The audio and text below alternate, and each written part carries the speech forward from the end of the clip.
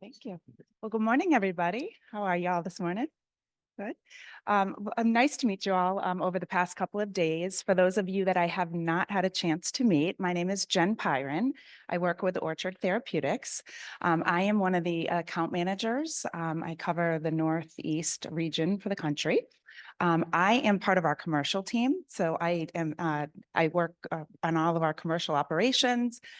Today, I'm going to talk a little bit about Orchard Therapeutics. I'll talk a little bit about the Lenmeldy therapy that Dr. Burton mentioned yesterday, and some of the resources that we can provide to all of you. So I will say it'll be kind of a high-level overview of Lenmeldy. If there's any questions outside of the scope of the label, happy to connect you also with our medical team. All right.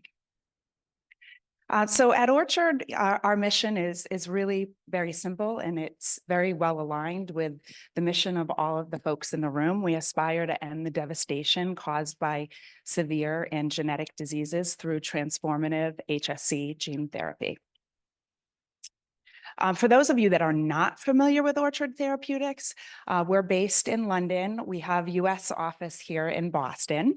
Our approach is to potentially correct the underlying causes of genetic diseases with gene therapy.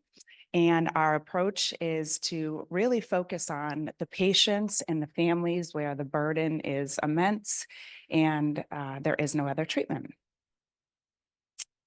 So a little bit about our pipeline. As Dr. Burton mentioned yesterday, Lenmeldy is approved in the US. It is referred to or called Libmeldy in the European nation. We also have several clinical trials in place. Currently, we're studying MPS 1, which is just in registrational trials. We also have MPS 3A, FTD, Crohn's, and HSC technology. So a little bit about Lenmeldy gene therapy. I know Dr. Burton touched on this yesterday. Over the next few minutes, I will just briefly review the treatment process for Lenmeldy therapy. I'll go over some of the clinical information and then some of the resources we have.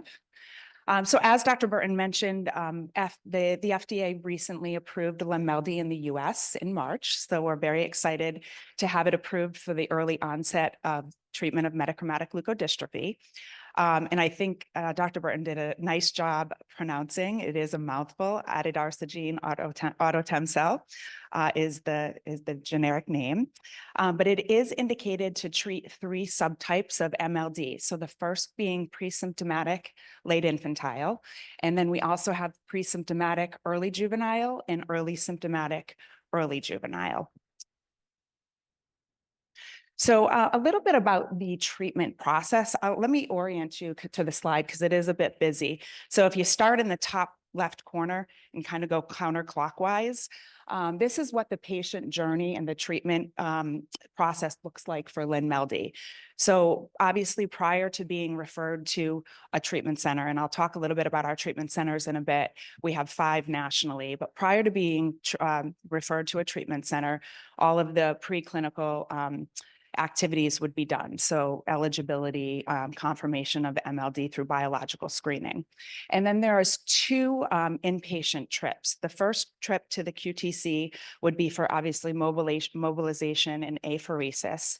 At that point, once that is done, the patient returns home and the drug product is shipped to our manufacturing facility in Milan, Italy, which is AGC. So the product is manufactured in Italy. The drug product is then shipped back to the treatment center. And at that point, the patient would come back in for their second trip for their treatment. So myoablative conditioning is done at that point. In our clinical trials, we used busulfan. And then administration is done with the new corrected genes over the course of a day. You can expect that the patient would be in the QTC for probably 4 to 8 weeks following their infusion, and then of course outpatient monitoring over the course of the years to come. So a little bit about our clinical trials with Lenmeldi. Lenmeldi was assessed in 39 patients across 2 single-arm clinical trials and 1 EU expanded access trial. So the study, as I mentioned, included 39 patients. It included 20 patients with PSLI-MD. So those are patients under the age of 30 months. It included 7 patients with pre-symptomatic early juvenile MLD and 10 patients with early symptomatic early juvenile MLD. So the EJ patients are between the ages of 30 months and 7 years. All patients were documented and confirmed with molecular and chemical testing for MLD. The primary efficacy outcomes or analysis were cognitive and motor function.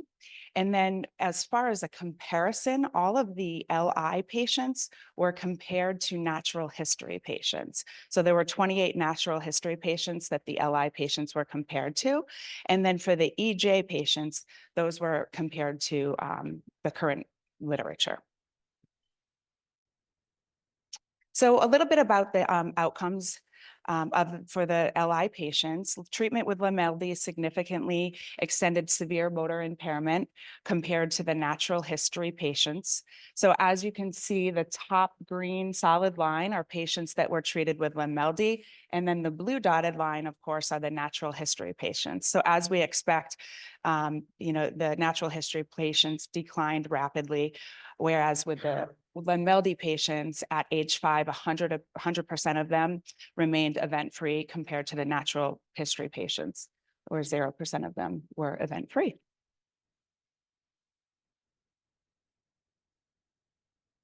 Okay, and so for the LI patients, they also looked at overall survival and cognitive function. And overall survival of the children that were in the study from the age of birth to 6, all of them were alive at follow-up, in comparison to 42% in the natural history group.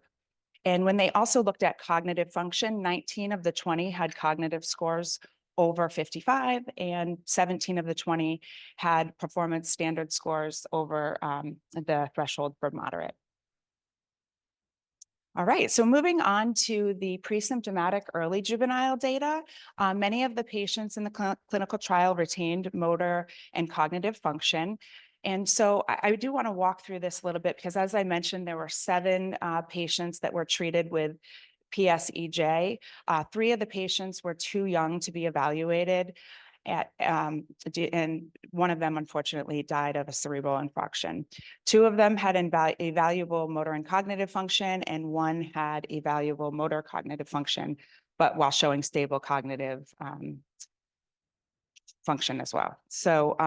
So just to talk a little bit about these 2 groups, the motor function, as I mentioned, we were able to evaluate 3 of the patients with Lenmeldi treatment, and 3 of them all were able to walk independently at last assessment. As far as cognitive function is concerned, we were able to evaluate 2 of them, and they both had normal cognitive function at ages 11 and, 11 for both. Okay. And then finally, the ES-EJ patients did show that they had less severe cognitive decline. And of the six of the 7 patients treated remained event-free at last assessment, and 4 of the Lenmeldi patients treated had favorable cognitive outcomes in the setting of motor decline.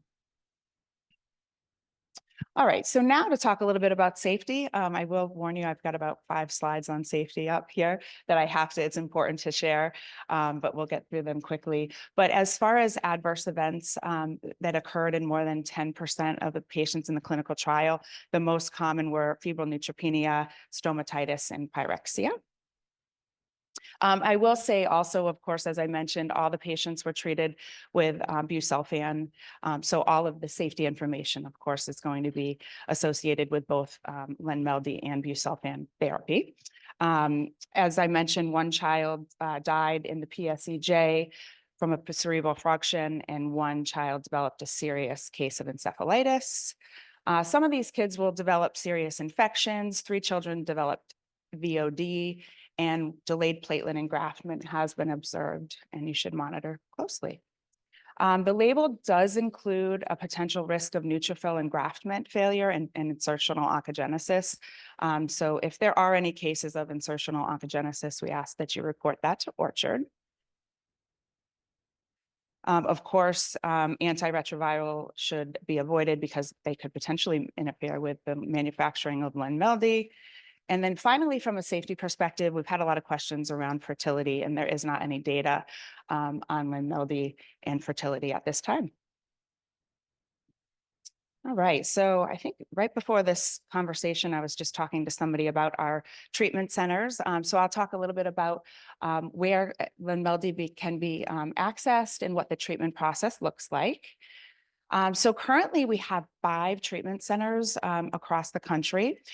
Starting in the West, we have UCSF, we have Texas Children's Hospital of Atlanta, Children's Hospital of Philadelphia, and the University of Minnesota.